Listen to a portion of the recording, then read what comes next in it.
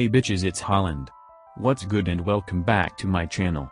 So, for today's video, I'm going to be reviewing comebacks from March 2020 as well as giving my overall ratings over them. So, let's get into the video. For ITZY, at first, I hated Wannabe, but it eventually grew on me and now it's my favorite title track from them. The high point of this comeback was definitely the choreography. It was so interesting and they incorporated a lot of unique dance moves that I've never seen before.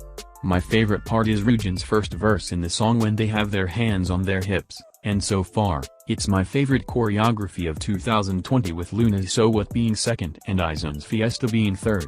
The styling was really good as well. I loved Woojin's bob cut and Yeji's hair when it was down in that club scene. There was also this live stage that I clicked on and I literally screamed to the top of my lungs when I saw their leather outfits.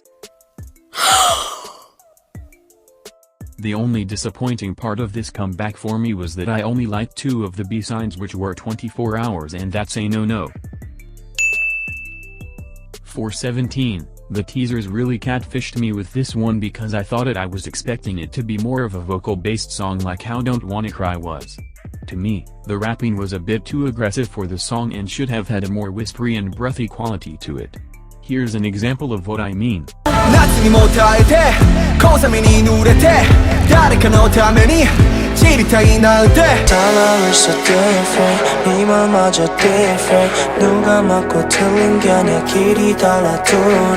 The worst part of the song for me was the chorus because Fallin' part was very repetitive and lazy writing, and I didn't like Youngmin's verse in the second part of the chorus because his voice sounded really hoarse as if he was straining his falsetto.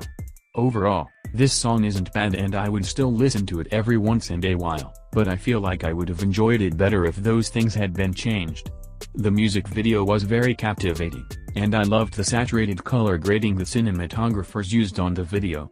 It's probably my third favorite music video from them, with Fear being number 1 and Thanks and Hit being tied for second. For styling, I really loved Minal's long hair and Woozi's pink hair, but I screamed when I saw that shot of Minwoo in the music video. I was really curious for this comeback because of the amount of promotions that SM gave it, probably because since he is 28, he'll be going to the military soon.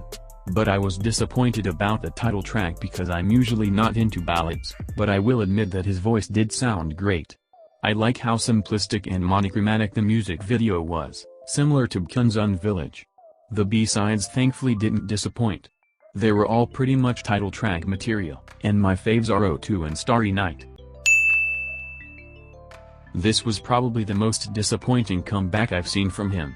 I didn't really care that the music video was a bit low budget because 1, it's Planetarium Records, and 2, because of the coronavirus, it's hard for groups and soloists to have comebacks, or to fly out of the country to shoot music videos.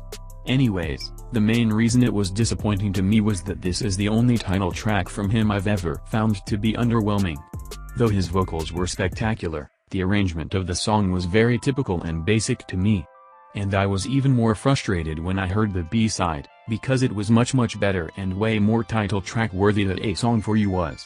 Also, no shade to Gaho, but can Planetarium Records please let Villain and G have a turn? They haven't had a comeback since 2018. Meanwhile, this is Gaho's third comeback since July. Also, we need a PLT comeback ASAP. Please and thank you. Last but not least were Youngmin's and Woojin's solos from AB6. When it comes to Color I have mixed feelings about it. Though the chorus slaps and goes off and all that jazz, the verses themselves were quite boring because it was mainly filled with flat talk rapping, and the English at the end of each line wasn't helping. However, the instrumental is what saved the song from not being on my playlist. The music video fit the song and lyrics very well with the acid trip vibe and the neon lights. However, I feel like it was very low budget compared to Woong's and ITZY's. The choreography didn't interest me very much since I'm not really into traditional hip-hop choreography. For Youngmin, I liked how he tried experimenting with vocals this time because in AB6 he usually is always rapping, and he has a very interesting vocal color. Even though the song and music video were about a typical K-pop love song, the music video managed to keep me interested and didn't bore me. I also liked the choreography, mainly because it resembled Jungkook's Euphoria. Okay, This is the end of this month's review. Thanks for watching. If you enjoyed the video, be sure to like, comment, and subscribe. And remember to stay snatched.